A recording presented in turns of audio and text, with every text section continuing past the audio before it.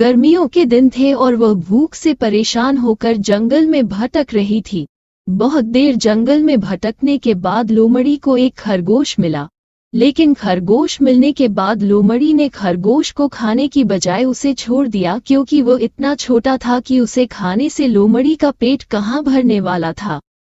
इसके बाद लोमड़ी आगे बढ़ी, फिर से जंगल में भटकने लगी।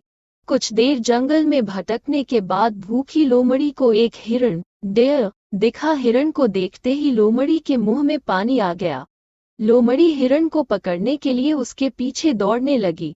लोमड़ी ने अपनी पूरी ताकत से हिरण का पीछा किया, पर हिरण लोमड़ी की पकड़ में नहीं आया। अब लोमड़ी खाने की तलाश में बहुत ही थक चुकी थी। जब लोमड़ी के हाथ हिरण भी नहीं लगा तो लोमड़ी सोचने लगी कि इससे अच्छा होता वो छोटे से खरगोश को ही खा लेती जिसको उसने छोड़ा था। कुछ देर आराम करने के बाद लोमड़ी खरगोश को ढूंढने के लिए फिर से जंगल में भटकने लगी। जंगल में खरगोश को ढूंढते हुए लोमड़ी वहां पहुंची जहां उसने खरगोश रैबिट को देखा था, लेकिन लोमड़ी को वहां खरगोश नहीं दिखा।